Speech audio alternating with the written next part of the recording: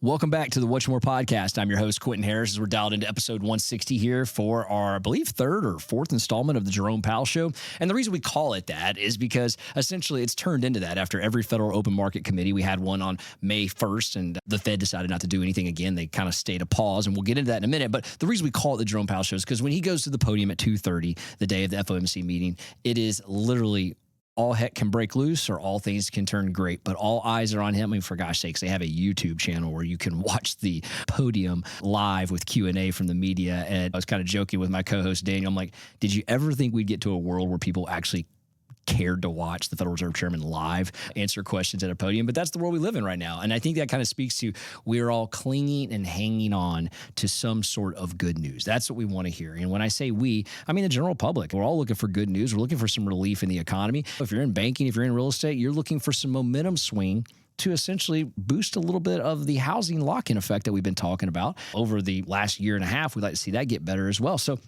let's break down a little bit about what happened there. And here's the thing. I will say this.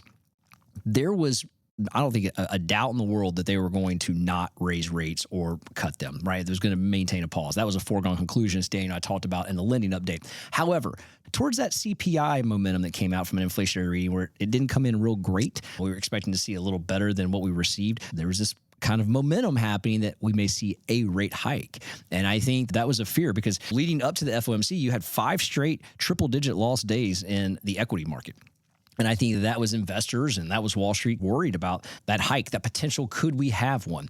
And just like clockwork, we didn't have one. And Jerome Powell takes to the podium. And the things that he started to say at the podium, I thought were really interesting. And we're going to dive into that. But I think what we've been talking about on this show is starting to show up. And I think that now you're starting to see, and you're definitely going to see, the foregone conclusion of what we've been talking about. So there's a couple of things coming out of that we were looking for. A, was there a rate hike or a rate cut? There wasn't. It stayed at the same federal funds rate. 2, what was the ideology on the quantitative tightening right now? Were they going to stay restrictive? Meaning, was the Federal Reserve going to continue to let their balance sheet run off? And let me explain what that is. And we've talked about it a few times, but if you're new to the show, let me explain what that means here. Imagine having a budget, and that budget is all of notes payable, meaning you are holding notes for people in the form of U.S. treasuries and in the form of mortgage-backed securities. And mortgage-backed securities are just a pool of mortgages that have been put together and sold as an investment. Every month, you have maturity dates of not only the treasuries, but you also have a maturity date of the mortgage-backed security. And the reason that is maybe the term runs out from the one that you bought. Maybe someone actually finished their term in 30 years. Heck, they paid it off early or they refinanced it, right? And so you have trillions of dollars on this sheet.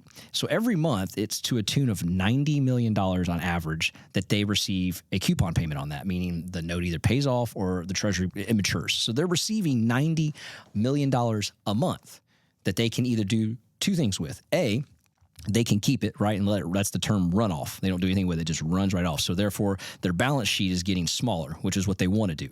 And that's called quantitative tightening.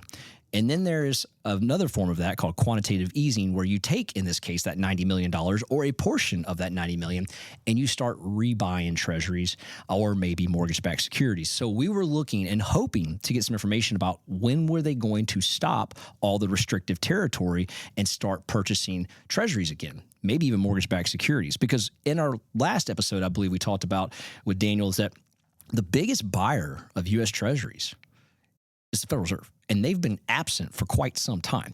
And so we need that buyer back in the market to essentially get this yield control curve back in order, as well as maybe lower down some of the premium on these coupons here. So that's important for mortgages and for real estate, as well as the rest of the economy, especially in the equities market. Hearing them say that would have been a relief. What we got was they said, listen, currently, we've been letting $90 million run off our balance sheet. We're going to reduce that to $60 million.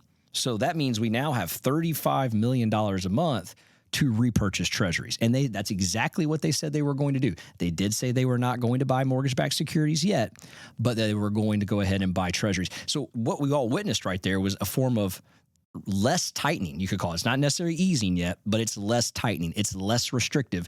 And that was really important because now the faucet, and we've used this analogy quite a few times, when you go all the way back to 2010, basically through 2020, we can say Q1 of 2022, the water spigot was fully on, water just pouring out. And that water is essentially free money, right?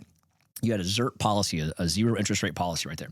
And then in 2022, we turned that spigot pretty much all the way off pretty quick. And it was one of the highest rate hikes we had seen from the Federal Reserve over the last 30, 40 years.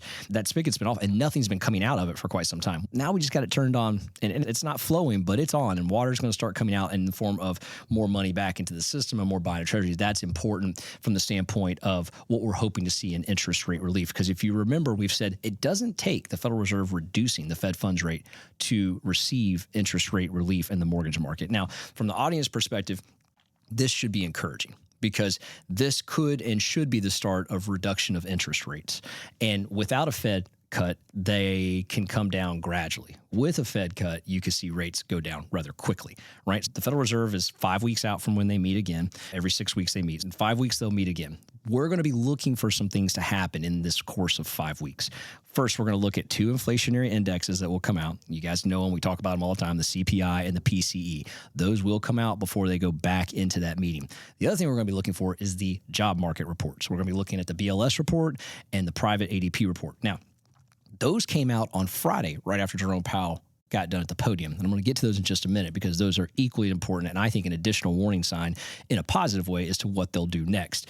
But the other things he talked about at the podium that he was asked about stagflation, and was he concerned with that? Because the whole reason we got into the inflationary issue is, I'm not going to say it's all stimulus money, but stimulus money played a large portion of that, because we pumped 3 years of stimulus packages into a system that already had a slightly heightened level of inflation, and we made it really bad. And that's how we got to that 9% peak so quick, so fast. And I'm not saying that's anyone's fault. That's how we got there, right? So that's important to understand.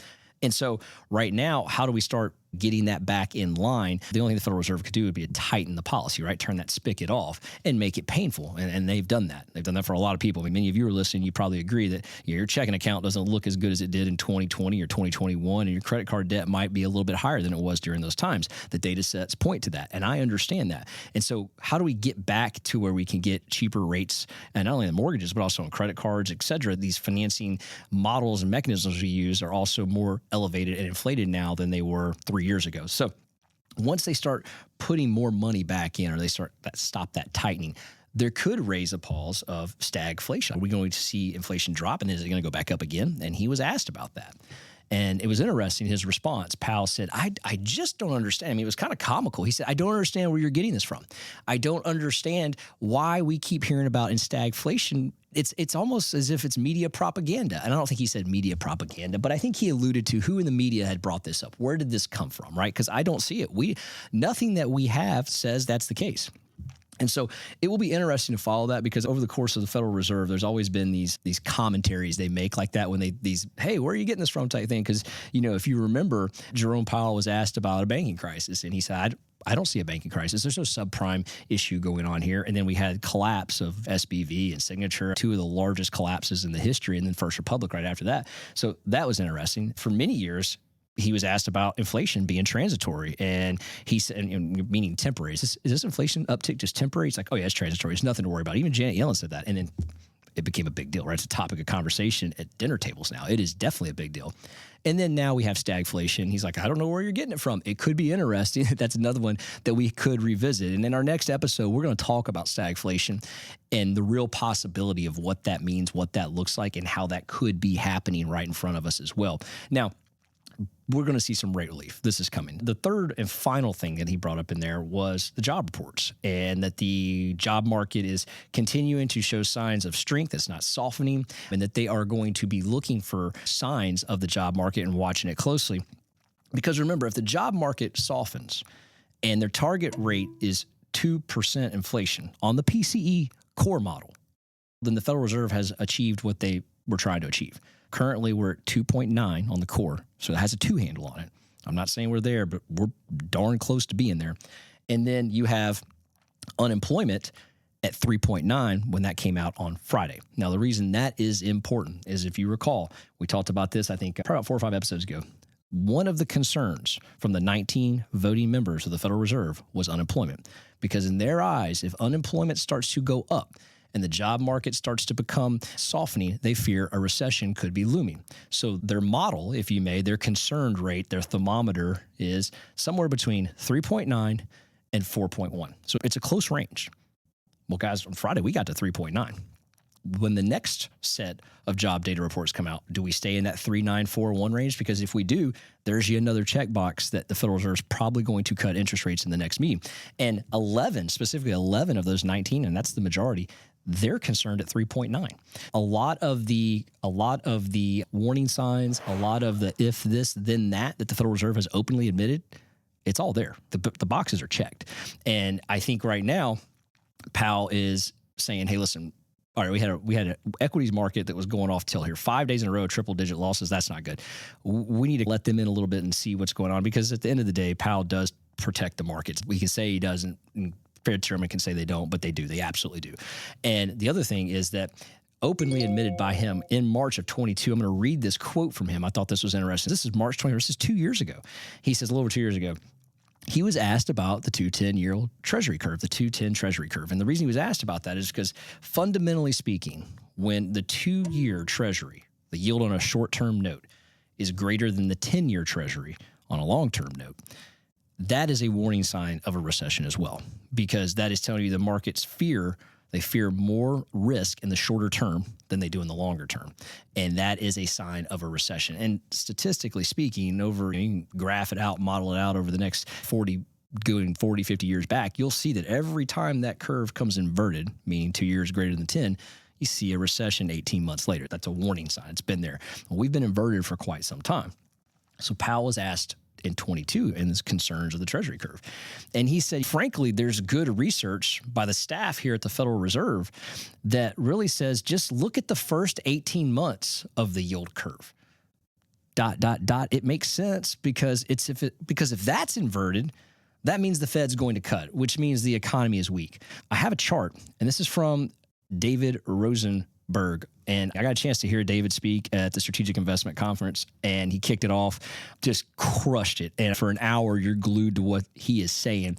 This is one of his pivotal points and slides out of his slide deck, and we'll have a link to that slide on here on the show as well.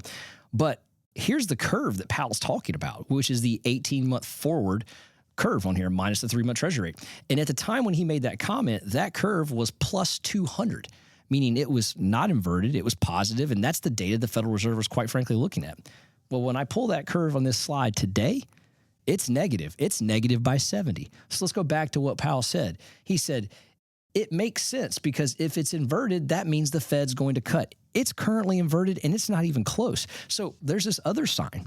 And so everything I continue to look at, everything the Federal Reserve continues to say, if this, then that, this is what we get, this is going to happen. I'm confidently saying that they're going to cut rates. The other thing is you're going to see mortgage rates fall long term because the 10-year Treasury is going to continue to come down because now the biggest buyer has come back to the tune of $30 million a month. That is a big win for us. And if the federal government comes back, you're probably going to see foreign participation come back, which is Japan and China. They also have been absent. So 3 of the 4 largest buyers have been gone. And now you're going to see the number 1 return and probably 3 and 4 return as well. That's a big win. And that's another reason why over the course of the next 5 weeks, it'll be very interesting to watch what happens here because, again, we could see mortgage rate relief without the Federal Reserve even having to make that rate cut yet. And if other bond traders believe that rate cut is coming, you could see that being priced into the bond markets, and that could also add additional relief. It's going to be a very interesting, very fun time to watch this here because I think we've all made it through this rough storm patch, if you may. They always say, calm waters don't make good captains. And this will be my 3rd Fed cycle that I've gone through here. And I can honestly say this one has been challenging because things haven't really planned out or haven't followed all the fundamentals. But I will say this, learning a lot, taking away a lot from this, enjoying this journey with our audience here, going through this here. And the feedback you guys are giving on our YouTube channel is phenomenal. I appreciate it. There's some very insightful comments on there. And some of y'all are really dialed into this. And I appreciate some of the things that you guys are sharing with us as well. And so I'll leave you with this. One of the things that they said at the Strategic Investment Conference I thought was super interesting, and it really shed a lot of light on me, is that the Federal Reserve is not partisan, but they are political. And I think that was really important. Partisan meaning they don't sit at that table and I don't think, they were saying they don't think they go, we need to do this to get Trump in, or we need to do this to get Biden in, or we need to do this to keep Trump out. That's not what they're doing. But they are political, and they're politically aware that this is a voting season. and they're politically aware that they do not want to be the topic of conversation in a debate between the two candidates. They want to stay out of that as much as they can. So what will they do to make sure that happens? Well, they've already established a plan, 2% target rate. They want to have maximum employment and avoid a recession. That's the plan. Now, how do they do that? There's multiple ways, but one of those ways is to stop the restrictiveness. That's that quantitative tightening I talked about, let loose. So they just started letting loose on the last meeting, and then back up on the Fed funds rate. And that's the next step you're going to start seeing. And they've already established, and they've already said, we're going to do 2 to 3 rate cuts this year. Well, we're on the back half of the year in the next meeting. So here we go. They're going to do it. And they're politically going to stay the course that they said they were going to stay, because if they don't, then they become a crutch or a stepping stone for debate if something's not going right in the world of the economy, and the politics will play into that. And I think that's where they're going to want to stay out of it. So I thought that was very interesting. I thought I'd share that with you guys. If you like what you're hearing, please share this episode. You can find us on any podcast platform that you listen to your favorite podcasts on. Leave us a 5-star review. And if you don't listen to podcasts, but you're more of a visual person, check us out at our YouTube channel at What's Your One More with the number 1, and sign up, subscribe, and you'll get all the slide decks and all the wonderful things we put in there from these episodes that we talk about. Till the next time, we'll see you guys back as we talk about stagflation on What's Your One More. I got one more shot, I'm gonna make it. One more chance, I'm gonna take it. I meant it when I said it, now it's time for me to do it. I got one life to live, so I put my all into it, yeah.